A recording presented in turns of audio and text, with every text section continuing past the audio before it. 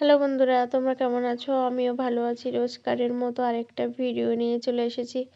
দেখো বন্ধুরা, এখন ঘড়িতে বাজে রাত 10টা। এখন আমি রান্না বান্না সেরে সব কাজ সেরে আমি এখন দেখো কি করতে বসে পড়েছি। আমি এখন চালতা কাটছি।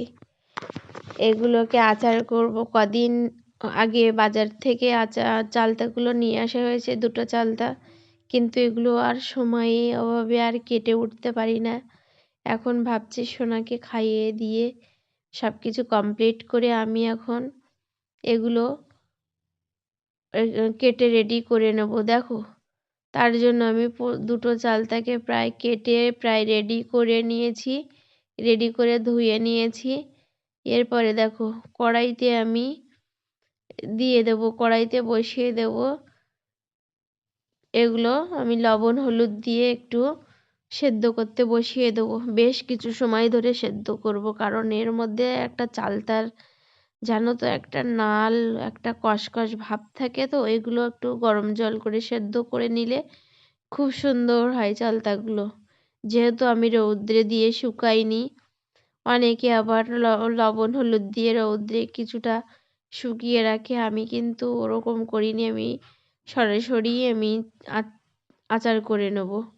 দেখো, আমি কিছু সময় ফুটে এসছে, দেখো প্রায় ফুটে আমার ওর চালতাগুলো প্রায় রেডি হয়ে এসছে। এবার আমি যে ও জলটা বেরিয়েছে ওই জলটাই আমি ফেলে দেব। দেখো, দেখতে তো তোমরা পাচ্ছ যে চালতাগুলো কত সুন্দরভাবে হয়েছে। এবার আমি বাদবাকি জলটা আমি ফেলে দেব। এরপরে আমি মশলা করার জন্য একটা কড়াইতে মশলা করছি। দেখো, আমি একটা কড়াইয়ের মধ্যে আমি শুকনো লঙ্কা, গোটা গরম মশলা আর জিরে একটু ভেজে নিলাম মশলার জন্য। এরপরে দেখো, আমি কড়াইতে দিয়ে দিলাম বেশ কিছুটা পরিমাণে তেল আচারের জন্য।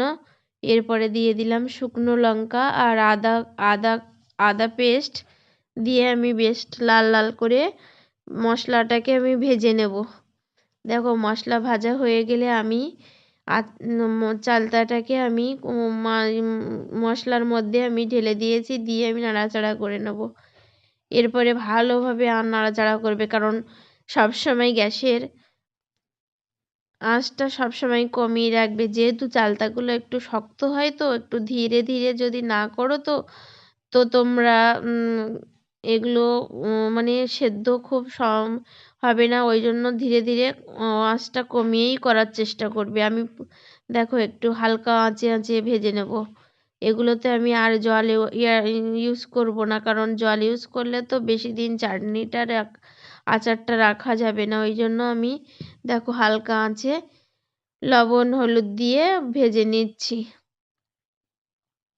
ভালোভাবে দিচ্ছি। দেখো, আবার আর একটু আর অল্প আমার কিছুটা মনে হলো যে লবণটা একটু কম আছে, তার জন্য আমি বেশ আর একটু লবণ দিয়ে দিলাম। দেখো, ভালোভাবে আমি আস্তে আস্তে কষিয়ে নেব চালতাটাকে। চালতা কষাই কমপ্লিট হয়ে গেলে দেখো প্রায় আমার হয়ে এসছে। এরপরে আমি যে এর মধ্যে দুটো চালতার মধ্যে আমি বেশ 500 চিনি অ্যাড করব। 500 চিনি আগে প্রথম অল্প অল্প করে দিয়ে আমি চালতার মধ্যে নেড়ে চেড়ে নেব, কারণ চিনিগুলো গলতেও তো সময় লাগবে। এদিকে আমি ছোট কড়াইতে বসিয়েও ফেলেছি, কি করব আর মানে এর মধ্যেই করে নেব, আর বাদবাকি অন্য কড়াইতে দেব না। দিয়ে আমি দেখো চালতার সঙ্গে চিনিটা ভালোভাবে মিশিয়ে নিচ্ছি। দেখো বন্ধুরা, প্রায় আমার চিনিগুলো হালকা আঁচে গলে যাচ্ছে, প্রায় গলে চিনিগুলো লাল লাল একটা কালার চলে আসবে।